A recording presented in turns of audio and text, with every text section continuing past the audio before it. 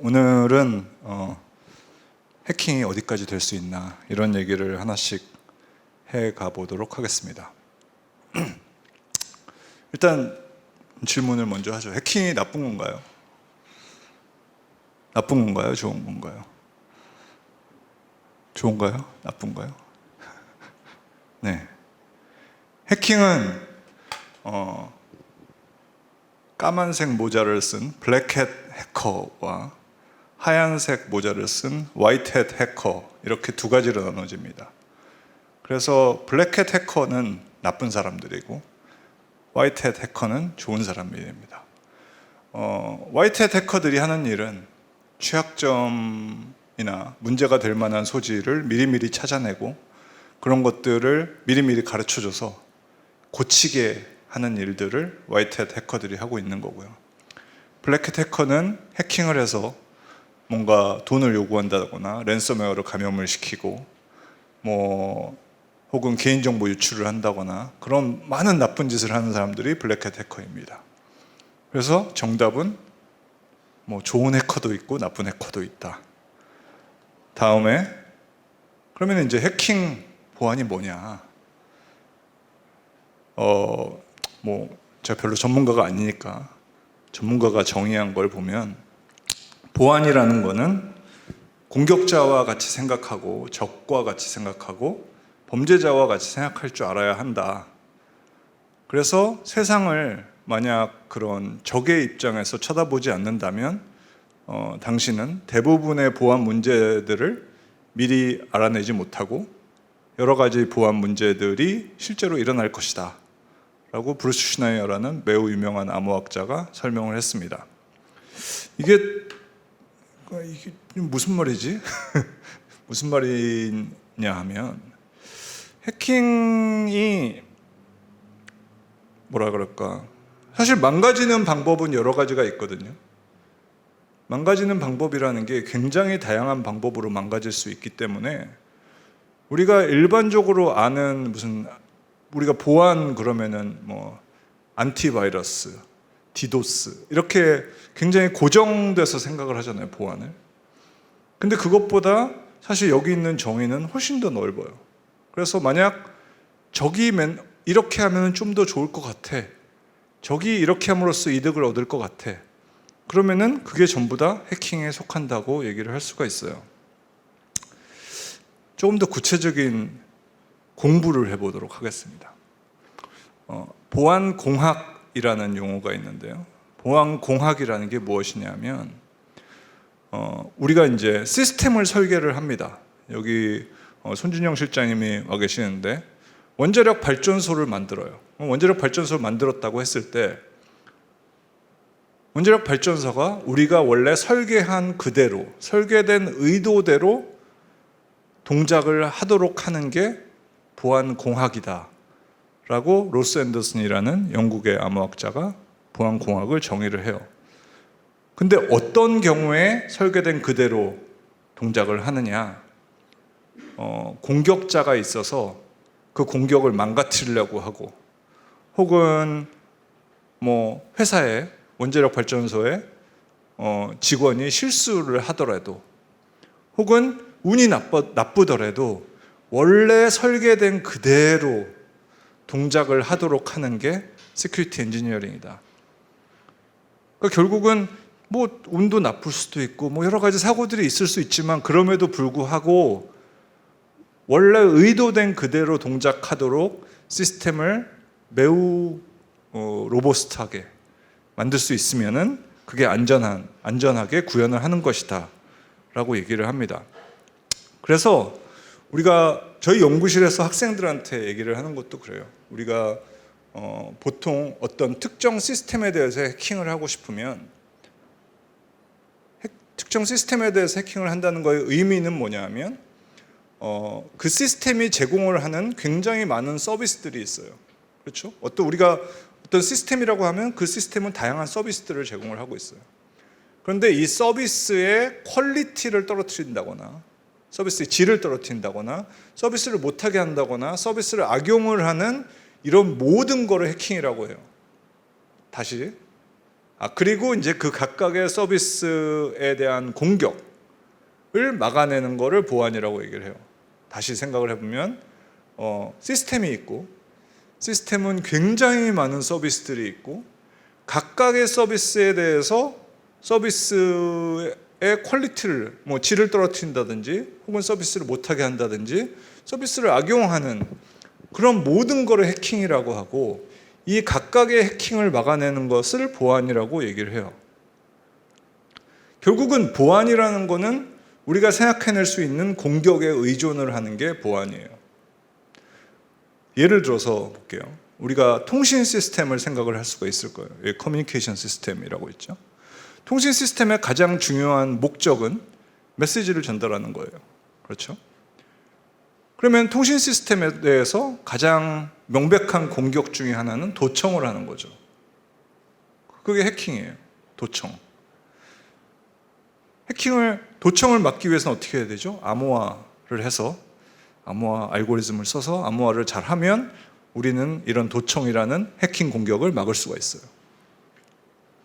비슷하게 우리가 잘 아는 웹서버라는 게 있어요. 웹서버는 웹페이지들을 우리한테 보여주는 역할을 하고 있어요. 그래서 서비스가 제일 중요한 서비스는 웹페이지를 보여주는 게 웹서버의 제일 중요한 서비스죠.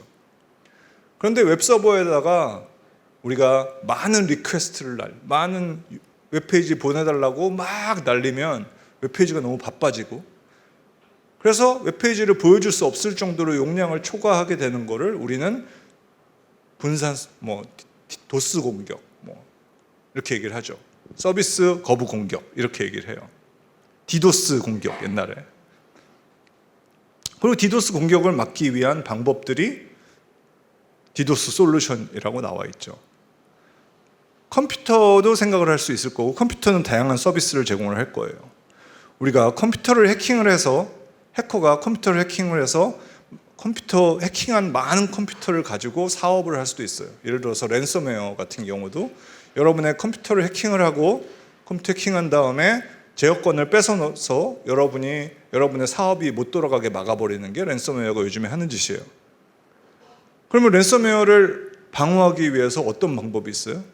여러 가지 방법이 있겠지만, 한 가지 방법은 랜섬웨어에 감염시킨 해커의 컴퓨터를 거꾸로 해킹해서 들어가서 그 해커의 제어권을 뺏어와서 암호화 키를 뺏어내면 그것도 좋은 방어 중에 하나예요.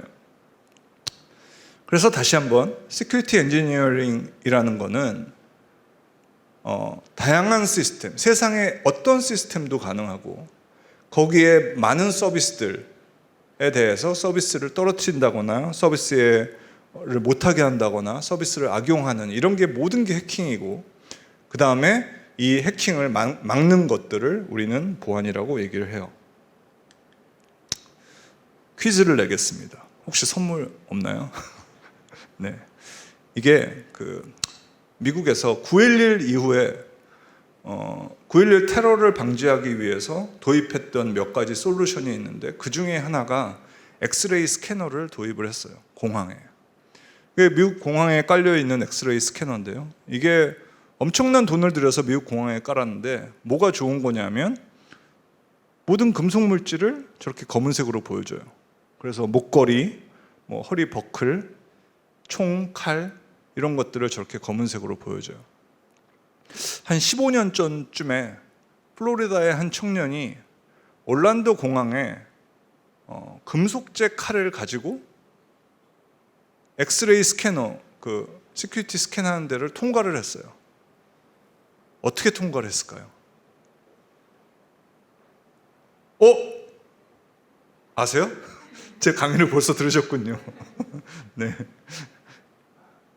임마누엘 님이 정답을 아셨어요. 그 청년이 어떻게 통과를 했냐면요.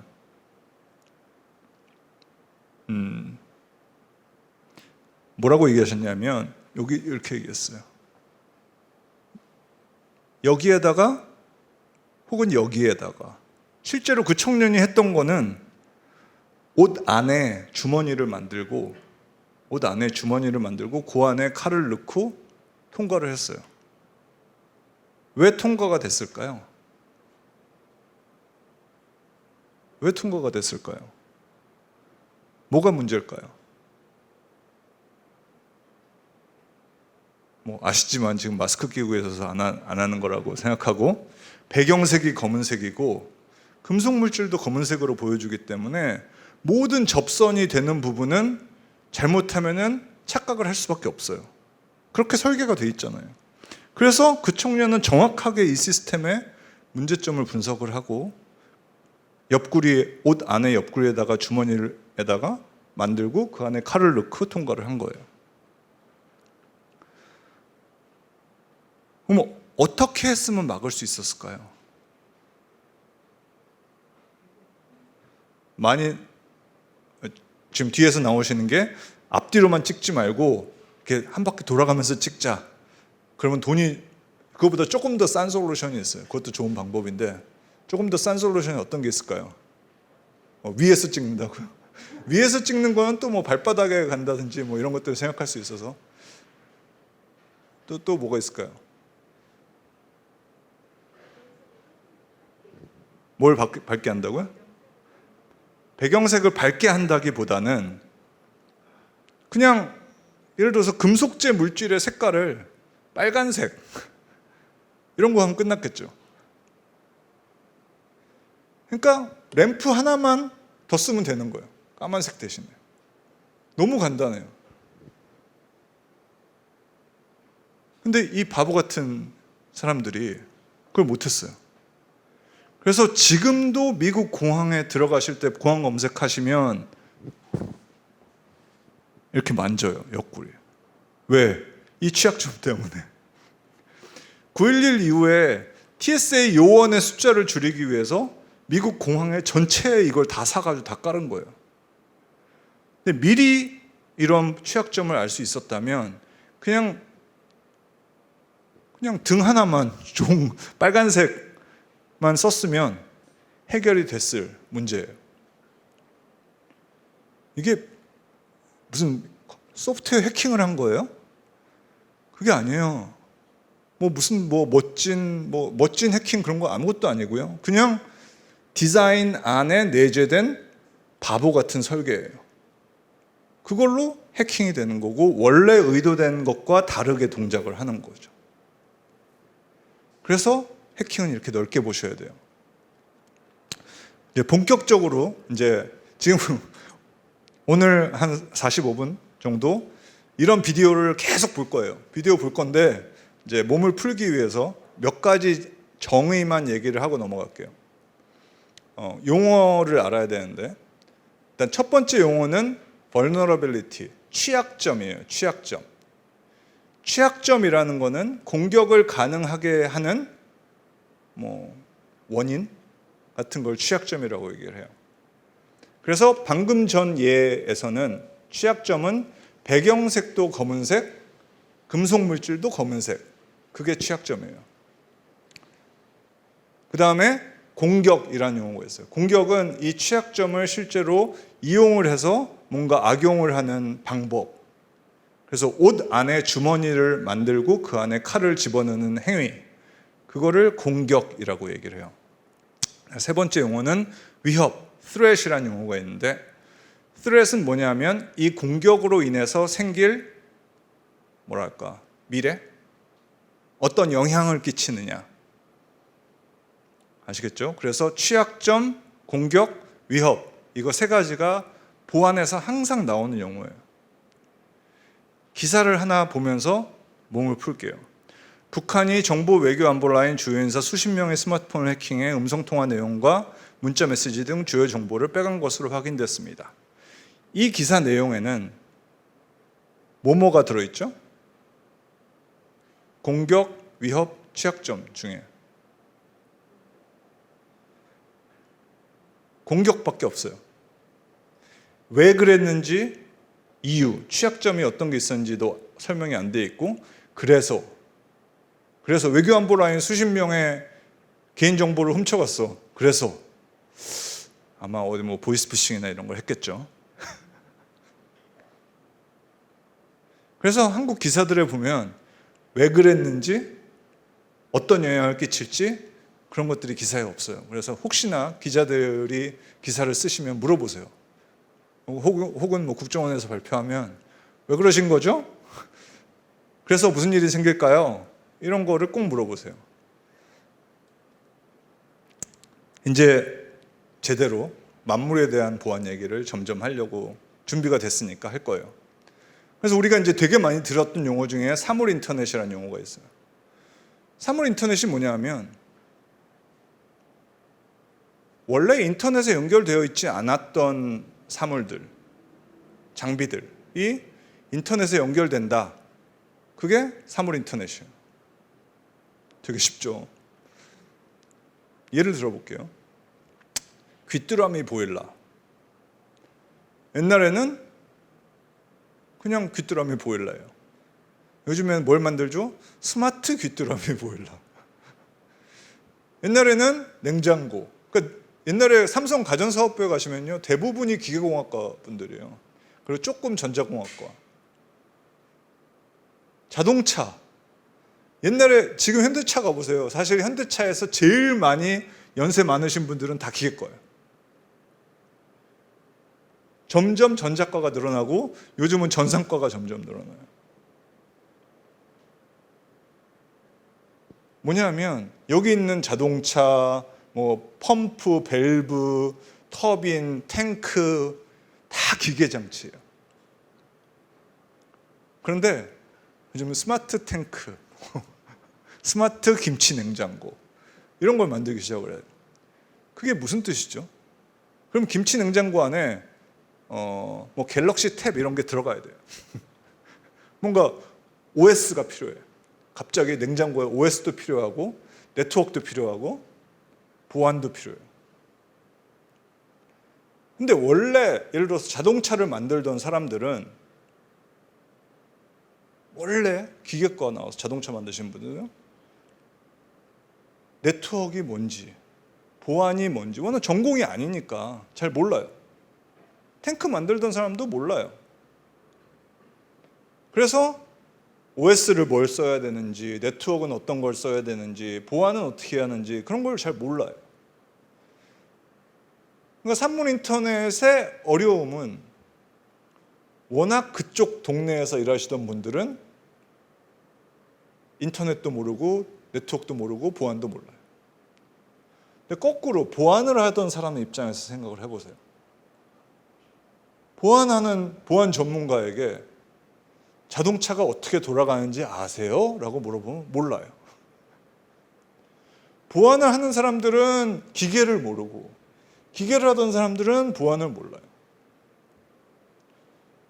그래서 결국은 만물에 대한 해킹이라는 게 왜 나오냐면 갑자기 그냥 옛날에 좋았는데 기계 장치로 그냥 올드카 좋았죠. 그냥 기어 바꿔가면서 좋았는데 갑자기 막 테슬라 막 원격차 아름다운 차들이 나오기 시작을 한 거죠. 그게 다 네트워크, OS 뭐 온갖 것들이 막 들어가기 시작을 하는데 어떻게 하는지 몰라요. 그래서 보안 문제가 생기는 거예요. 근본적으로 양쪽을 다 아는 사람을 키우는 데는 시간이 굉장히 오래 걸리고 근데 스마트 귀뚜라미 보일러도 만들어야 되는 거예요, 지금. 인력이 부족한 상황이에요. 그래서 만물에 대한 해킹이 가능해지는 거예요. 저는 이제 만물에 대한 해킹을 해야 되는 상황 혹은 지금 현재 상황을 어떻게 보면은 신기술의 보안이라고 이제 주로 설명을 하는데요. 요즘에 이제 많이 나오는 용어가 4차 산업혁명, 디지털 대전환, 디지털 트랜스포메이션 이런 말을 하면서 우리가 인공지능, 빅데이터, 블록체인, 자율주행 이런 얘기를 해요. 근데 잘 이 각각의 기술들을 한번 뜯어보세요. 이런 신기술들 중에 신기술만 가지고 구현이 가능한 기술이 존재하나 생각을 해보세요.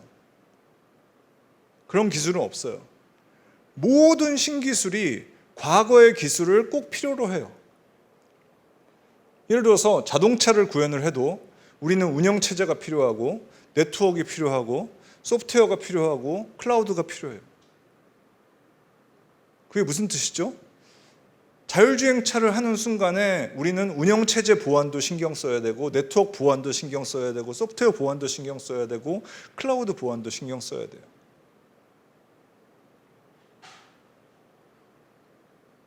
AI도 마찬가지예요. 우리가 AI, 구글에 있는 AI 플랫폼을 쓴다라고 하는 순간에 이 모든 게 다 들어가 있어요. 물론 AI도 있죠. 그렇지만 기존 기술을 안 쓰는 신기술이라는 건 존재를 하지 않아요. 블록체인도 마찬가지고. 이게 무슨 뜻일까요?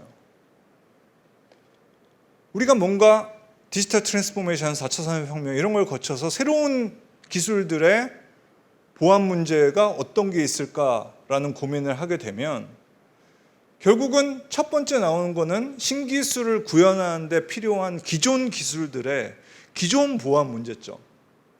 자율주행차를 구현하는데 네트워크 보안. 드론을 구현하는데 네트워크 보안. 그러니까 예를 들어서 드론을 해킹을 한대요. 어떻게 해킹을 하는데? 드론이 와이파이로 제어가 된대요. 와이파이? 알지 나 와이파이. 근데 왜 해킹이 되는데 와이파이 암호화를 안 해놨어. 그게 드론 보안인가요? 아니 그건 와이파이 보안이에요. 근데 드론 만드는 사람들이 와이파이 보안을 어떻게 하는지 몰라서 그런 보안 문제가 생기는 거예요.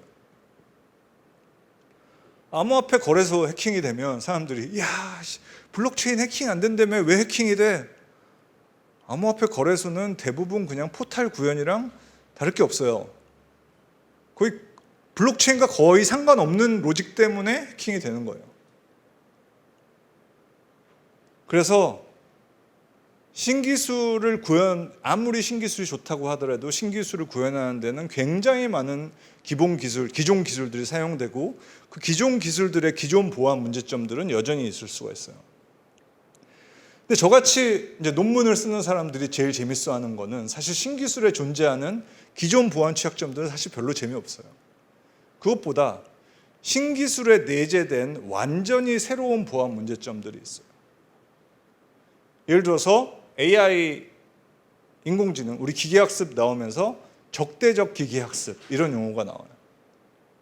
나중에 보여드리겠지만 적대적 기계학습은 기계학습 알고리즘 자체에 내재된 취약점 때문에 우리가 개의 사진을 보여주는데 타조라고 AI가 인식을 하는 그런 일을 적대적 기계학습이라고 그러는데 그거는 알고리즘 자체에 있는 취약점이에요. 그래서 정리를 하면 신기술을 구현하는 데 필요한 기존 기술의 기존 취약점이 여전히 존재하고 그런데 진짜 재밌는 거는 혹은 우리가 진짜 두려워할 거는 신기술에 존재하는 진짜 내재된 완전히 새로운 취약점들. 이거는 앞으로 신기술을 망가뜨릴 수 있는 취약점들이고 그것들이 우리의 신기술의 미래를 막을 수가 있어요. 그래서 몇 가지 예를 보여드릴게요. 신기술의 기존 보안 문제, 이제부터 그냥 편하게 릴렉스하고 비디오 보시면서 즐기시면 됩니다. 기존 보안 문제 예를 저희 연구실에서 옛날에 찾았던 취약점들 몇 가지를 보여드릴게요. 펜토셀은 건물 내부나 가정, 음영 지역을 위한 초소형 이동통신 기지국입니다. 펜토셀이 활성화되면 사용자 A의 단말은 펜토셀에 접속하게 됩니다. 이 경우 사용자 A와 펜토셀의 통신은 암호화되어 있습니다. 이 통화는 펜토셀에서 잠시 복구화되었다 IPsek을 이용해 다시 암호화되어 이동통신 코어망으로 전달이 됩니다. 펜토셀의 취약점이 존재해 펜토셀의 루트 권한을 획득한 경우 펜토셀에서 잠시 복구화된 통신을 이용하여 음성 및 문자를 도청할 수 있습니다. 이 경우 사용할 수 있는 취약점은 다음과 같습니다. 사용자 A가 사용자 여보세요? B에게 전화를 합니다. 형, 어디야? 저요. 소파에 앉아있어요, 그냥. 알았어. 좀 더 다시 전화해봐. 네. 끊어. 지금 이 통화를 펜토셀에 연결해 도청하였습니다. 도청한 파일을 재생해 보겠습니다. 여보세요? 네, 형. 어디야? 저요. 소파에 앉아있어요, 그냥. 알았어. 좀 더 다시 전화해봐. 네. 이와 같은 방식으로 사용자 간 통화와 문자의 실시간 도청이 가능합니다. 이게 제가 그 비디오 컨트롤을 못해서 사실 이유는 설명 안 드리려고 했는데 저쪽에서 컨트롤해 주는 거라면 어쩔 수 없이. 근데 어쨌든 뭐 가정용 기지국인데 취약점이 존재를 해서 지금은 이제 패치가 됐다라고 생각이 돼요. 근데 보이스 도청을 할 수가 있어요. 이동통신 회사의 홍보실에 가시면 이동통신 도청이 안 된다라고 얘기를 하는데 도청이 됩니다. 네. 취약점이 존재를 하면은 이렇게 도청을 할 수 있고, 사실 이거의 중요한 원인은 이동통신 표준에 보면은 우리의 목소리를 단말기에서 암호화하고 단말기에서 복호화하면 좋겠는데, 단말기에서 암호화하고 기지국에서 복호화하고 그 다음에는 다 암호 안 한태로 날아가다가 수신자 쪽의 기지국을까지만은 암호화 안 돼서 날아가고 수신자의 기지국에서 다시 암호화 돼가지고 내려가요. 그래서 기지국을 해킹을 하면 이게 도청을 할 수 있고, 저희가 기지국을 해킹하는 예를 해서 도청하는 예를 보여드린 거예요. 두 번째 거.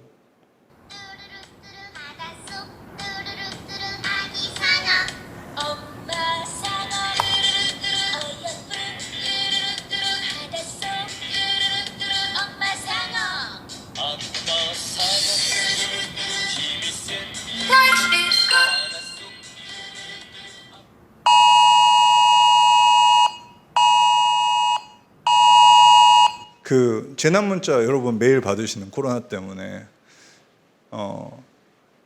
재난 문자 프로토콜은 표준상 아무런 보안이 없어요. 그래서 우리가 가짜 기지국을 만들면 이 안에다가도 재난 문자를 이렇게 뿌릴 수가 있어요. 지금 이게 바로 그 비디오고. 이걸 알아서 공개를 했더니 행안부에서 왜 그런 걸 공개를 하냐고. 그래서 딴 데가 먼저 논문 써가지고 우리도 원래 옛날부터 알고 있었는데 인제사 공개를 한다라고 얘기를 했는데, 원래 인증 같은 거를 해야 되는데 재난문자 프로토콜에는 인증이라는 게 없어서 이렇게 취약해요. 잠시만요. 네. 도어락 해킹은 뻔해요. 처음에 열면 안 열리고, 뭐 컴퓨터 모니터에서 뭐 한번 치면 열리고.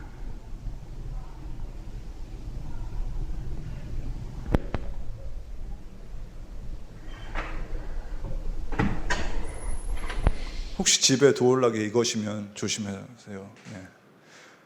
이거는 이 도어락이 좀 오래된 건데요. 도어락, 그러니까 카이스트 기숙사에 있는 도어락인데 지금 패치가 됐는데 사감실에서 이제 방 문을 열어줄 수 있게 원격으로 무선 패킷을 보내서 문을 열게 돼 있는데, 그 패킷에 암호화도 없고 인증도 없고 아무것도 없어요. 그냥 엉망으로 구현해 놓은 거예요. 모 대기업에서. 그래서 그냥 무선 패킷을 잡아서 다시 쏘면 이렇게 열려요. 이거 패치시키느라고 진짜 고생했어요. 이것도 틀어주시죠. 로봇 청소기인데요. 이 비디오가 제가 편집을 하다가 잘못 잘렸는데, 어쨌든 로봇 청소기를 원격에서 이렇게 해킹을 할 수가 있어요. 이게 다 정말 큰 대기업에서 만든 청소기예요. 여기 지금 비디오는 잘렸는데 저 청소기 안에 카메라가 있어서 집에 안에까지 다 볼 수 있어요. 카메라로. 그런 취약점이 있었어요. 이 청소기랑 아까 도어락은 단종됐어요. 저희 때문에. 패치를 할 수 없어서 단종됐는데 뭐 이것도 그냥 마스터키를 청소기를 제어하는 어플 안에 박아놨어요. 근데 그거를 찾아가지고 그냥 기본이 안 돼 있어요. 네. 요거는 데모를 못 보여드리는 게, 이걸 하면은 잡혀가서 학생들이 지하철 스크린도어 패킷을 잡아봤어요. 근데 이제 여기 14041319413628107906 이게 무슨 소린가? 처음에 저희도 되게 고민했어요. 저게 좀 무슨 패킷인가? 2014년 4월 13일 7시 41분 36초. 2810은 지하철 스크린도어 여는 명령어 아니면 닫는 명령어 둘 중에 하나고요. 그 다음에 7906은 그냥 에러 체킹 정도만 할 수 있는, 정말 누구나 계산할 수 있는 값이에요. 학생이 물어보더라고요. 교수님 이거 스크린도 열어볼까요? 잡혀가. 그래서 곧바로 국정원에 얘기를 해줘. 국정원의 기반시설 담당하는 쪽에 얘기를 해줬어요. 패치하라고 얘기를 했더니 기반시설 담당하는 쪽에서 제조사들이 못하겠다고 이미, 그래서 이거는 그냥 패치 안 된 상태로 이대로 있어요. 네. 그냥 암호화하고, 그냥 기본이 암호화하고 인증하고 뭐 이런 거를 그냥 기본적으로 알면 되는데 안 하는 거죠. 이것뿐만 아니라 뭐 네트워크 카메라 증가, 해킹 위협도 늘어나, 스마트 TV 해킹의 몰카 촬영, 보안 구멍의 경쟁, 해킹 대회 실시 CCTV 해킹 문제 출제 충격, 거래 암호화폐 거래소 유빗 해킹으로 파산, 거실 웰패드가 당신을 엿본다. 이게 당신의 작년에 나왔던 기사죠. 해킹 공개, 며칠 전에 나왔던 콜택시 먹통, 교통 약자 불편. 다 이런 게 왜 생기느냐? 기본이 안 돼 있어서 그런 거예요. 그냥 뭐 4차 산업혁명 기술 좋아요. 근데 뭔가 국민의 생활의 안정 뭐 이런 것들이 다 관련이 있으면 좀 기본은 해야 되는데 기본도 안 하고 있으니까. 물론 아까 보여드렸듯이 이거는 뭐 이렇게 불쌍한 소프트웨어뿐만 아니라 대기업도 마찬가지로 엉망으로 이제 구현을 하고 있어요. 이런 것들을 취약점을 찾아가지고 빨리빨리 픽스를 하는 게 화이트 해커들이 해야 하는 일이고요. 그래서 뭐가 문제냐? 아까도 얘기했듯이 이제 귀뚜라미 보일러이라는 원래 보일러 만드시던 분들은 신기술에 대한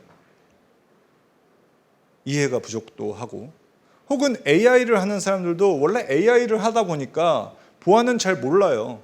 거꾸로 보안을 하는 사람들은 또 AI를 잘 몰라요. 그래서 분명히 그런 보안과 그러니까 AI 보안 전문가가 나오기 위해서는 누군가 AI도 알고 보안도 알아야 되는데 그때까지는 시간이 걸린다는 거죠. 그러니까 신기술이 나오는 순간에 그 신기술의 보안 전문가가 나오는 데는 시간이 분명히 걸려요. 그리고 개발자 입장에서 보면은 예를 들어서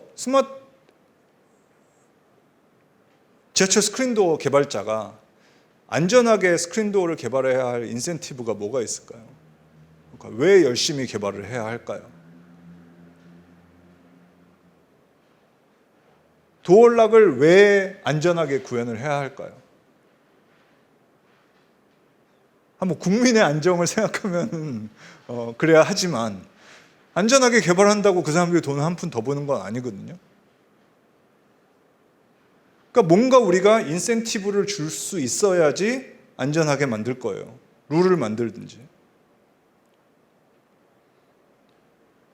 그리고 분명히 안전하게 구현을 하기 위해서는 우리가 보안성 검토를 해야 돼요. 그러니까 이게 잘못 악용이 되면, 해킹이 이걸 가지고 해커가 뭘 하면 어떻게 악용될 수 있을까? 지하철 스크린도어는 누군가 마음대로 스크린도어를 열었다 닫았다 하면 그 사이에 사람 껴서 죽을 수도 있겠네. 그럼 마음대로 끼지 못하게 뭘 해야 할까? 메시지 인증을 해야 되겠지. 이런 게 당연히 취약점 분석을 하면은 돼요. 근데 안 하는 거죠. 개발 프로세스 상에서 구현 취약점이나 이런 것들도 다 걸러내야 되는데 바빠 죽겠는데 언제 그런 거 하고 있어? 그래서 자꾸 이런 문제가 생기는 거고. 그리고 기존에 옛날부터 알려졌던 기존의 보안 취약점들은 미리미리 알아가지고 찾아야 되는데 그런 걸 안 하고 있는 거죠. 그래서 아무리 신기술 좋은데 신기술 나와도 이런 종류의 기존 그냥 교과서도 안 읽은 사람들이 구현한 것 같은 아무 관심 없어 보이는 말도 안 되는 보안 구현 우리 세상에 널려 있어요. 그런 문제들은 영원히 우리를 괴롭힐 거고, 네. 근데 솔직히 이거는 별로 저한테는 재미가 없어요. 저한테 재밌는 거는 사실 신기술에 존재하는 새로운 보안 문제예요. 동영상 틀어주세요. 네. 이거는 소리로 드론을 떨어뜨렸던 논문인데, 이게 한 10초 정도 잘 날려다가 소리를 틀면 드론이 바닥에서 파닥파닥 돼요. 파닥파닥 되다가 소리를 끄면 다시 날아가요.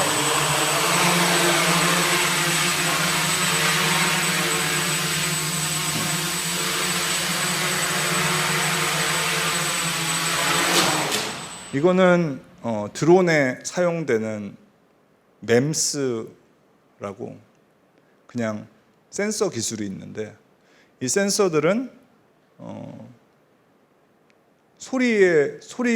특정 주파수의 소리를 들려주면 센서가 오작동을 해요. 그래서 그 센서를 오작동을 시켜서 드론을 떨어뜨린 거예요. 근데 이거는 소리로 공격을 하기 때문에 소리가 멀리 안 가거든요. 그래서 소리보다 조금 더 재밌는 거를 하기 시작했어요. 요거는 아까 그렇게 실험하면 고장이 나서 좀 이따 보세요. 드론이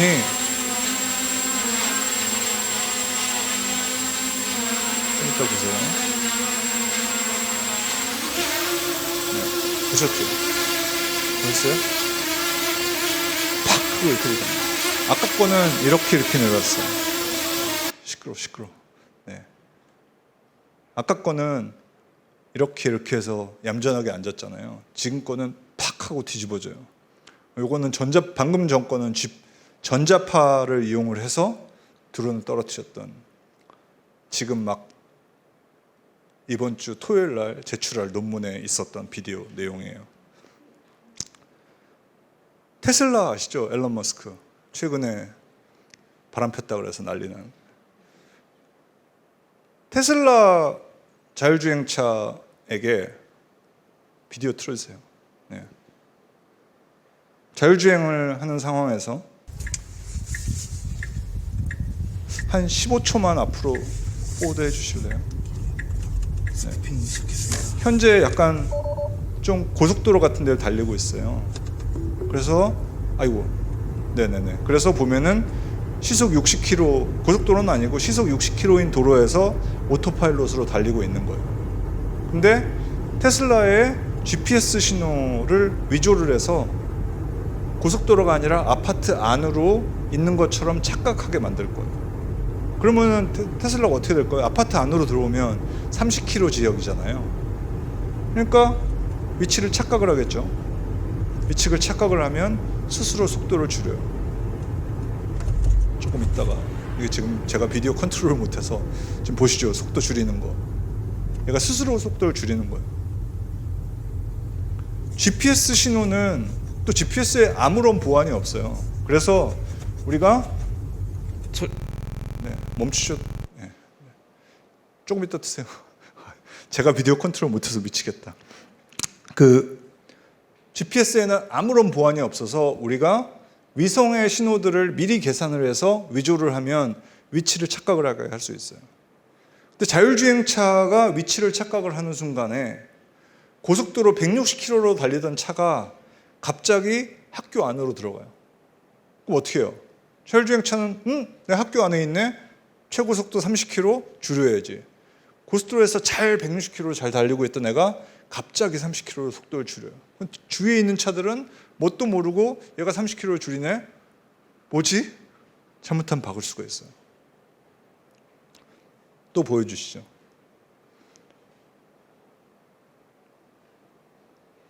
점들이 막 왔다 갔다 하죠. 네.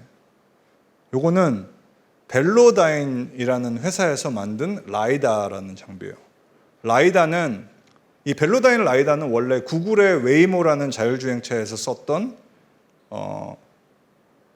빛을 기반으로 한 레이더 같은 거예요. 레이더는 원래 무선 신호를 가지고 만드는 거고, 라이다는 빛을 가지고 3차원 영상을 찍는 거예요. 그래서 여기 보시면은 아까 점이 왔다 갔다 한 거잖아요. 그게 뭔가 오브젝트가 있으면은 그 오브젝트를 저렇게 탐지를 하는, 빛을 가지고. 근데 저희가 그 빛을 가지고 탐지를 하니까 반대쪽에서 빛을 잘 비춰주고 타이밍을 잘 맞추면 착시 현상을 일으킬 수 있어요. 그래서 이 벨로다인이라고 구글의 자율주행차가 사용하는 라이다 센서에 착시 현상을 일으켜서 마치 뭔가 나를 향해서 달려오는 것 같은 걸 만들어준 거예요. 이 논문을 이제 발표를 하고 해외 언론에 막 나왔어요. 그리고 그 다음에 CES에 벨로다인 부스에 가서 안녕하시냐고 한참 얘기하고 혹시 작년에 그 논문 아시냐고. 안다고. 제가 그 논문 쓴 사람이라고. 너희 때문에 죽을 뻔했다고. 왜냐하면 자율주행차가 착시 현상을 일으키는 순간 자율주행차는 사고예요. 네. 그렇죠? 이건 또 모빌아이라는 카메라 센서인데요. 모빌아이는 여기 잠깐만 멈춰 주실래요? 인텔의 18조에 팔린 이스라엘의 전 세계 마켓 쉐어 80%를 갖고 있는 카메라 센서 회사예요. 인텔이 있어 18조를 주고 산 회사예요. 근데 이게 얼마나 좋은 데냐 하면 지금 저 비디오에 보시면은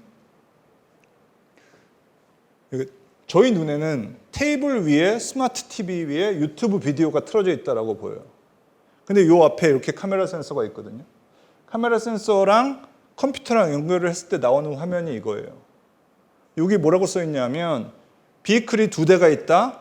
비클 중에 한 대는 거리가 얼마고 그 사이즈가 얼마다. 이렇게 다 써 있는 거예요. 그런 정보들이 여기 다 써 있거든요. 그래서 저 정보를 이용해서 자율주행 프로그래밍을 할 수 있게 만들어 놓은 진짜 멋진 최고의 성능을 가진 카메라 센서예요. 근데 잘 생각을 해보세요. 인간은 이걸 보고 테이블 위에 스마트 TV 위에 유튜브 비디오에 차가 왔다 갔다 한다는 걸 알아요. 근데 세계 1위의 카메라 센서 회사의 제품은 아는 게 겨우 차 2대가 있어요. 한 대는 3km, 100m 앞에 있어요. 사이즈가 얼마예요. 그거 말고는 몰라요. 인간과 아는 컨텍스트가 너무너무 달라요. 자율주행차의 카메라 센서는. 인간이 생각하는 그런 넓은 생각을 못해요. 그리고 또 하나, 이제 동영상 계속 틀어주세요. 잘 생각해 보시면 카메라가 어떻게 찍으면 사진이 안 나오죠? 역광되면 사진 안 나오잖아요. 자, 보세요. 자, 위에 레이저 포인터 켰거든요. 레이저 포인터로 카메라에다 딱 갖다 대면 아무것도 탐지를 못해요. 자율주행차, 인텔의 18조에 팔린 자율주행차, 네, 그냥 레이저 포인터 하나만 있으면 앞을 못 보게 할 수 있어요. 얘를 데리고 얘가 이렇게 분류를 해주거든요. 그래서 얘한테 포샵을 해가지고 카이스트 학생들이 시간이 많아가지고 포샵을 해가지고 얘한테 이게 뭐냐고 물어봤어요. 그랬더니 잘 보세요. 이 4개 중에 앞에 3개는 차고 마지막 거는 차가 아니래요. 그래서 뭐 이 정도 포샵 해놨는데 아니라고? 좀 이상한데? 혹시나 해서 만화를 모빌아이한테 보여주고 물어봤어요. 이게 뭐니? 둘 다 차래요. 18조인데. 혹시나 해서 이거는 당연히 차라고 하겠죠. 모빌아이 아직까지 성능으로 보건데 이거는 차래요. 이거는 하마 그럴 거예요. 차래요. 인텔의 18조에 팔린 전 세계 카메라 센서 마켓쉐어의 80%를 가진 카메라 센서가 이 정도 성능을 갖고 있어요. 이걸 가지고 우리는 자율주행을 하고 있는 거예요. 지금 테슬라는. 원래 테슬라가 모빌아이를 쓰다가 지금 딴 걸로 바꿨어요. 자체 카메라 센서로.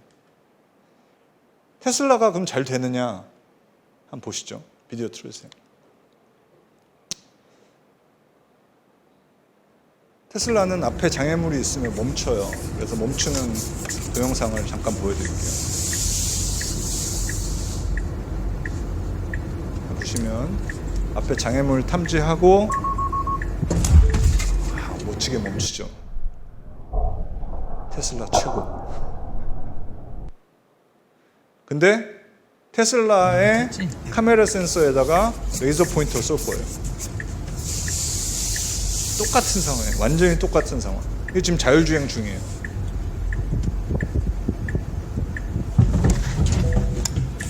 레이저 포인트 쏘니까 뭐 예상대로 앞을 못 보고 그래서 그냥 갖다 박아요.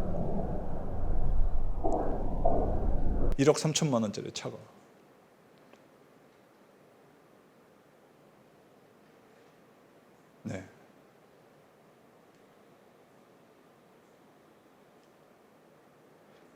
이제 완전히 기어를 바꿔서, 여기는 그 그림에는 없는데 슬라이드에는 마지막에 집어넣는데, 최근에 뇌과학이 엄청 발전했잖아요. 그래서 뭐 김대식 교수님, 김대수 교수님, 유명하신 분, 정재승 교수님 다 뇌과학 하시는 분들, 요즘에 파퓰러 하신 분들. 뇌과학이 얼마나 발전을 했냐 하면, 저 지금 여기 있는 저게 굉장히 감동적인 사진인데, 평생을 전신마비로 사셨던 분이에요, 저분이. 근데 본인의 의지로 로봇 팔을 움직여서 커피를 마시는 장면이에요. 그러니까 브레인 신호로 머리에 탐침을 하고, 탐침을 한 머리에서 나오는 브레인 신호가 로봇 팔에 전달이 되고, 로봇 팔로 커피를 잡아서 이렇게 커피를 마신 거예요. 이걸 보고 많은 사람들은 감동을 받았더라고요. 저는 무슨 생각을 했느냐, 이제 뇌도 해킹이 가능하구나. 뇌를 해킹한다는 게 뭐예요? 사람의 생각을 읽어내는 게 뇌를 해킹을 하는 건데, 뇌를 해킹을 할 수 있구나. 그래서 뇌 해킹 논문을 쓰려고 했더니 제 친구가 이미 논문을 썼더라고요. 요즘에 굉장히 파퓰러한 것 중에 브레인 컴퓨터 인터페이스라고 해서 머리에 이렇게 쓰면 뇌파를 읽을 수 있는 장치가 있어요. 이거를 이용해서 했던 실험이 뭐냐면, 혹시 뇌파를 읽어가지고 우리가 패스워드 같은 거를 좀 더 잘 추측할 수 있을까? 뇌파 정보가 패스워드를 추측하는 데 도움이 될까? 이런 연구를 했던 거예요. 그래서 여기 뭐 그래프 이해하기 힘드시겠지만 그냥 간단하게 말씀드리면, 몇 번째 이제 정답을 얼마 만에 찾느냐인데요. 이게 랜덤 게스고요. 이게 그냥 아무거나 랜덤하게 했을 때 횟수. 근데 이것보다 위에 있으면 더 빨리 찾는다는 거예요. 그래서 뇌파를 읽어가지고 해킹을 하면, 뇌파를 읽어가지고 패스워드 게싱을 하면 훨씬 더 높은 확률로 더 빨리 뇌파가 패스워드를 찾아내는데 더 도움을 준다. 이런 얘기예요. 이게 놀라워 보이시죠? 요즘에 브레인 사이언티스트들이 가장 관심 있고, 페이스북이나 이런 회사에서 관심 있는 것 중에 하나가 사용자의 뭐라고 얘기하더라? 사용자의 의도를 읽고 싶어요. 그래서 아이 트래킹이나 눈동자 트래킹이나 뇌파 같은 걸 읽어서 사용자의 센티멘트 어널리시스, 기분을 분석을 하려고 해요. 이런 연구들이 되게 파퓰러해지고 있어요, 최근 들어서. 근데 그게 뭘까요? 그게 결국은 뭐냐면, 이런 기기를 이용해서 여러분의 뇌파를 읽겠다는 거예요. 그리고 그 뇌파가 어떤 의미인지 해석을 하겠다는 거예요. 이게 사실은 엄청난 비즈니스거든요. 왜냐? 광고를 생각을 해보세요. 지금 페이스북의 매출의 98%가 광고예요. 구글도 지금 한 70%쯤 되나? 네, 광고 매출이에요. 페이스북 최근에 주가가 엄청 빠졌거든요. 그게 왜 그러냐? 애플 때문에 광고를 못하게 돼가지고 애플에서의 광고 비중만큼이 주가가 왕창 빠졌어요. 그만큼 광고가 중요한데, 잘 생각해 보세요. 페이스북이나 구글이나 저희가 어떤 광고를 봤을 때 이거를 좋아한다, 싫어한다라는 피드백은 없어요. 광고에. 그렇죠.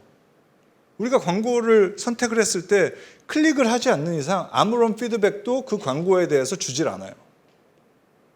그런데 뇌파를 만약 읽을 수 있으면 이 광고를 좋아하는지 싫어하는지 알 수도 있을 거예요. 그러면 피드백이 있는 광고 시장이 열리는 거고, 그 시장은 엄청나요.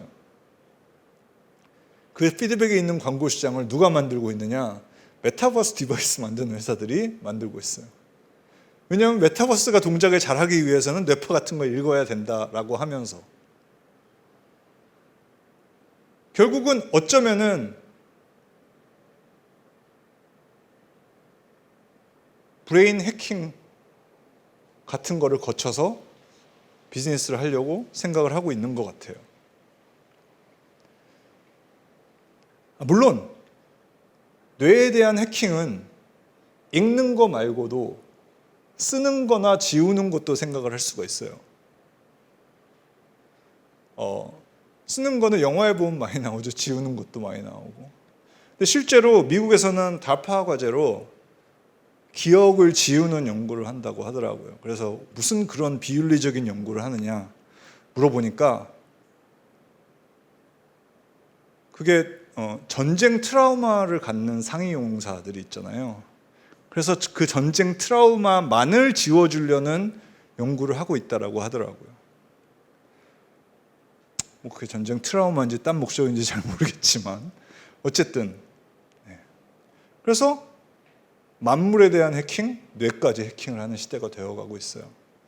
마지막으로 AI 얘기를 하면서 오늘 그냥 기술적인 얘기는 일단 마무리를 할게요. 아까 적대적 기계학습이라는 게 우리가 AI가 되게 잘한다는 거 알았잖아요. 그래서 여기 버스, 뭐 새, 탑 이런 거를 보여주면 AI가 버스, 새, 탑이라고 잘 대답을 하는 게 AI가 발전을 했을 때 실제로 이런 이미지 클래시피케이션 너무너무 잘해줘요. 근데 최근에 연구자들이 알게 된 것 중에 하나가 뭐냐면 이런 사진에다가 약간의 노이즈를 섞어서 AI한테 보여주면 여기 AI가 전부 다 타조라고 한대요. 우리 눈에는 전혀 타조가 안 보이는데 기계가 보는 게 AI가 뭐 기계죠. 인간이 보는 거랑 달라요. 그래서 알파고 바둑을 그렇게 잘 두는 알파고도 구멍이 많아요. AI도 이렇게 구멍이 많아요. 그래서 또 정리를 할게요. 신기술에 내재된 새로운 보안 문제들이 되게 많아요.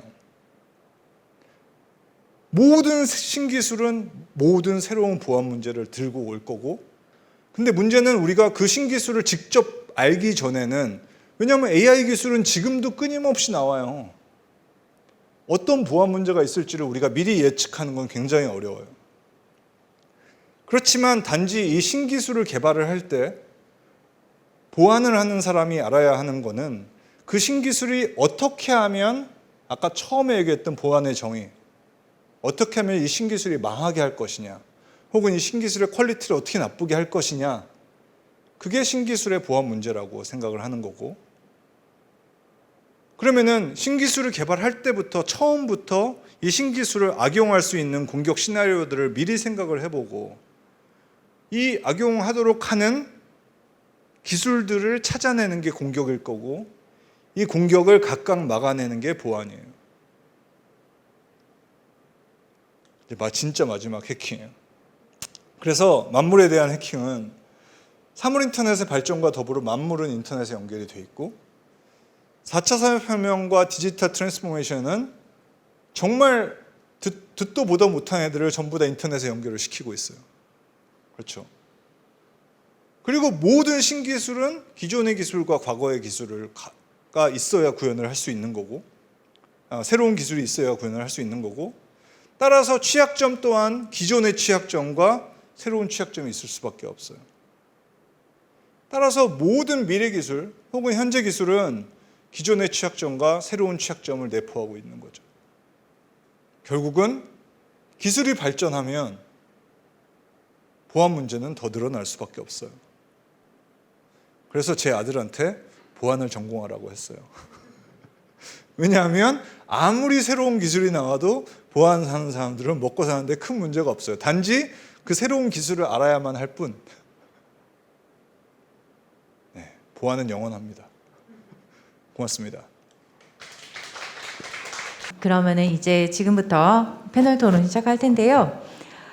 지금 오늘도 정말 귀한 분들 모셨고요. 다양한 관점과 의견을 위해서 각계를 대표하시는 분들을 모셨습니다.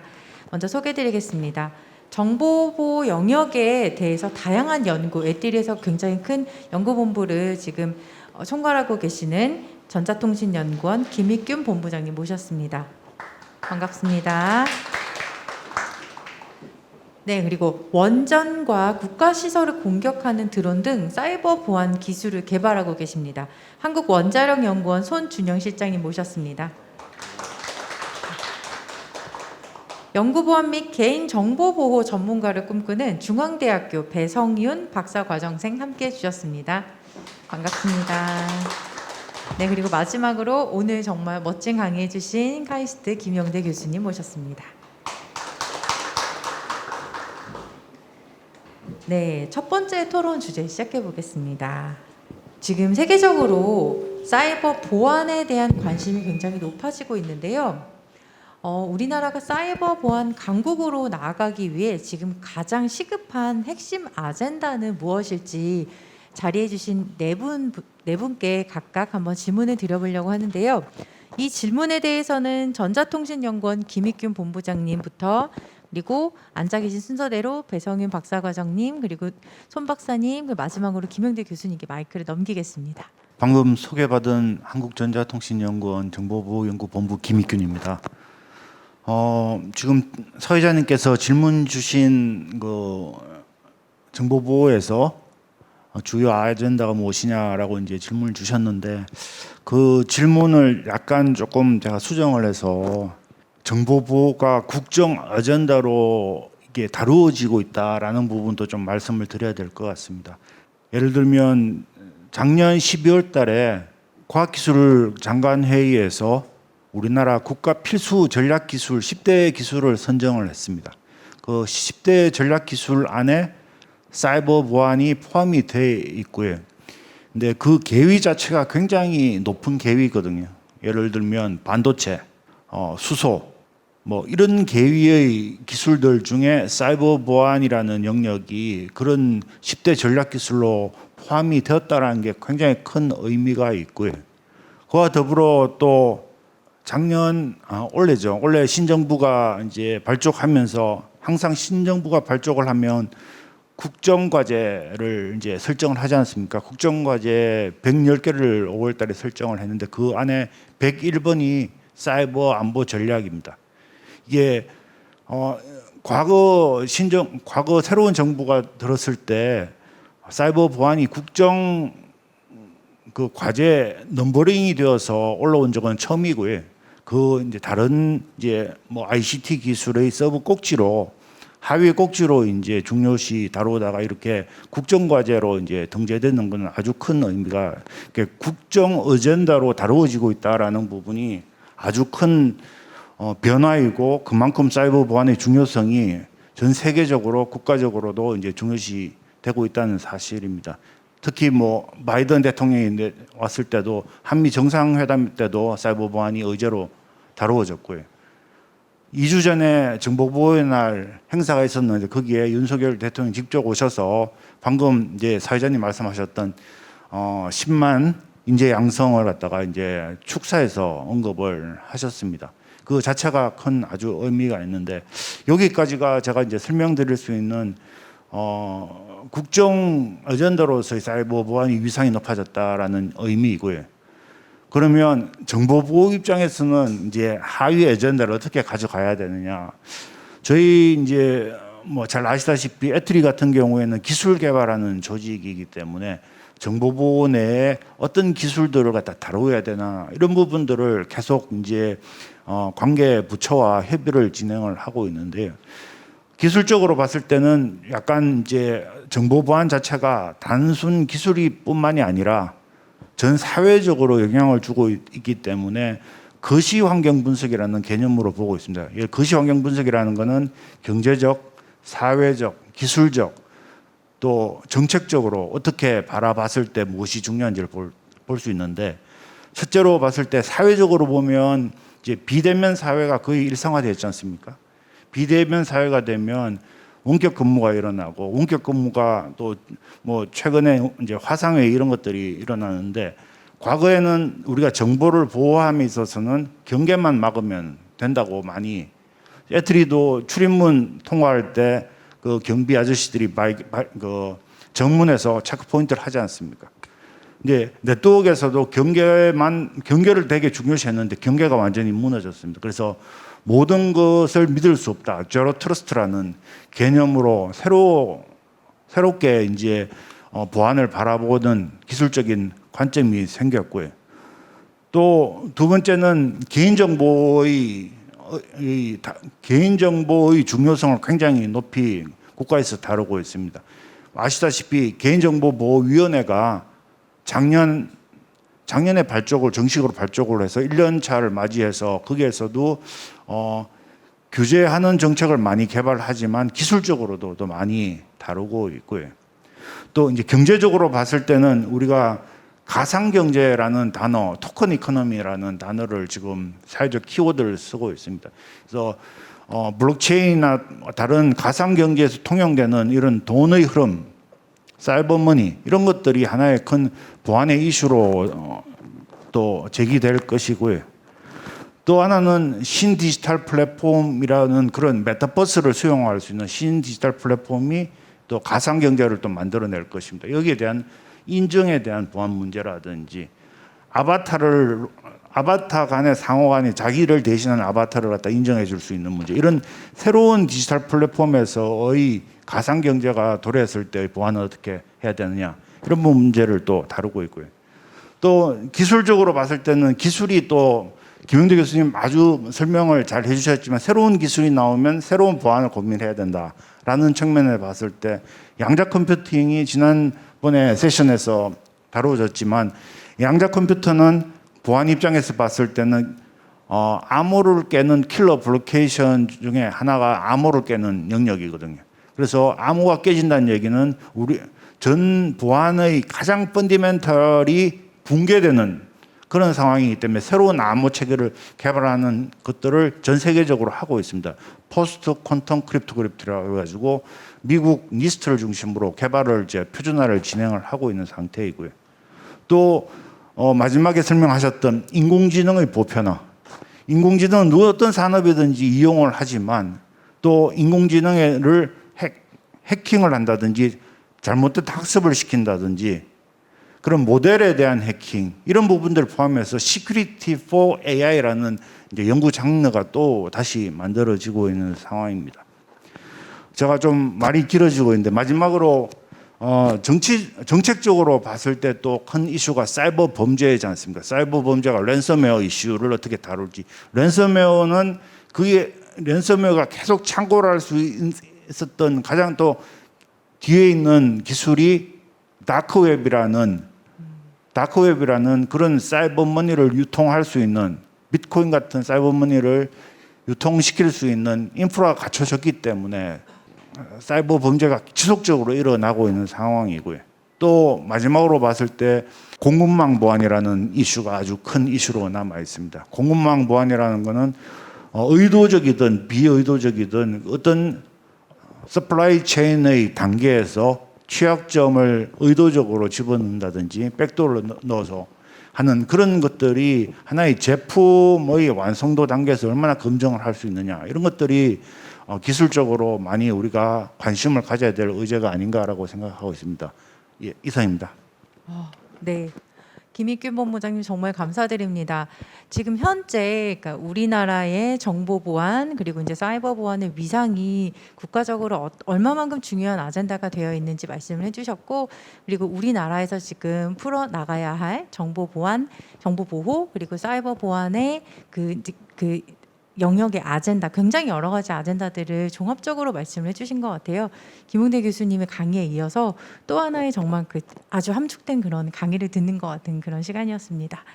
네, 그 다음에는 중앙대 배성윤 박사과정생님, 지금 현재 우리나라 보안 영역에서 어떤 부분들이 지금 가장 이슈가 되고 있다고 생각을 하고 계시는지 궁금합니다.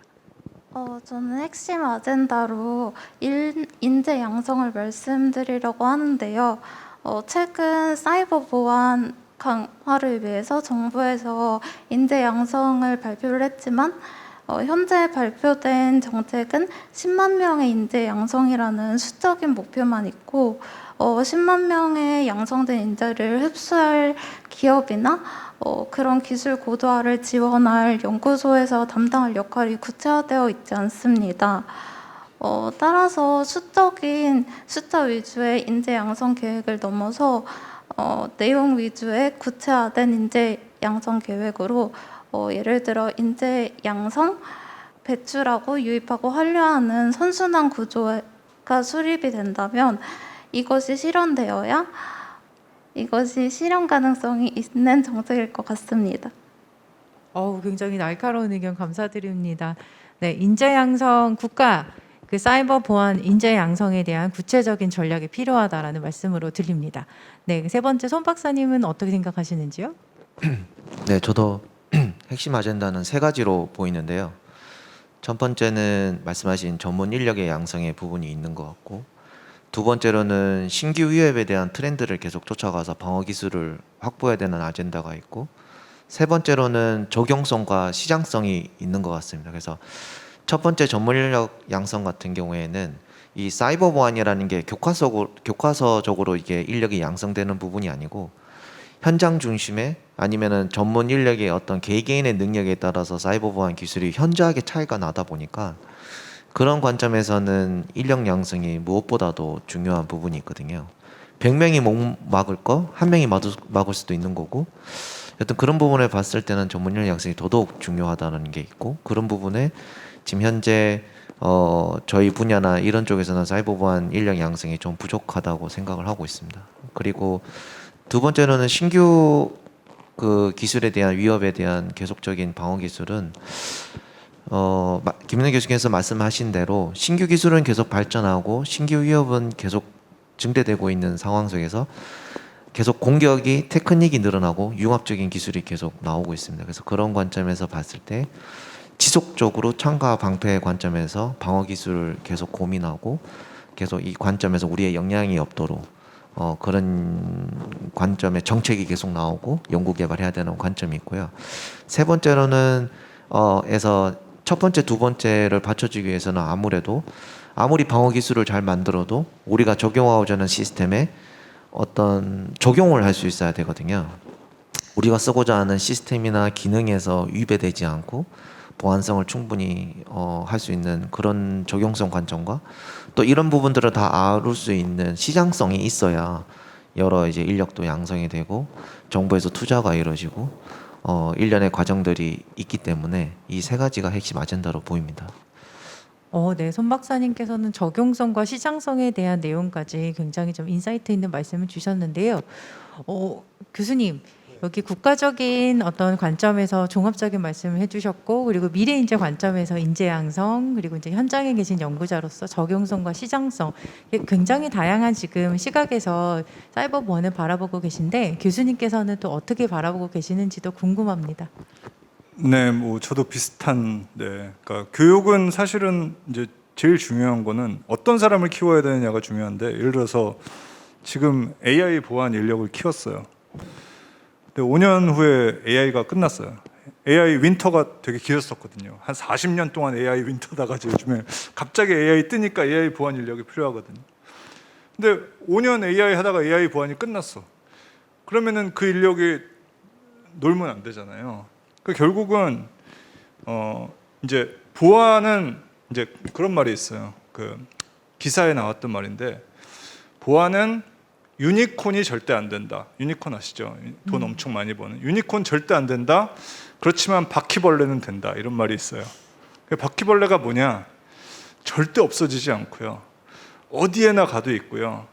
진짜 끈질기게 영원히 살아남을 거예요, 보안은. 왜냐하면 기술이 바뀔 때마다 보안은 계속 생길 거니까. 그러면은 그 안에서 살아남을 수 있는 보안 인력, 거기서 인정받을 수 있는 보안 인력은 기술이 바뀔 때 그 바뀌는 기술에도 빨리빨리 적응할 수 있는 보안 인력이 필요한 거고, 그렇기 때문에 결국은 기본기가 뛰어난 보안 인력이 진짜로 필요하고, 그러니까 응용만 볼 게 아니라, 정말 응용만 이해하는 게 아니라 기본기가 뛰어난 보안 인력들을 많이 키워야 되는 게 중요하다고 생각하고요.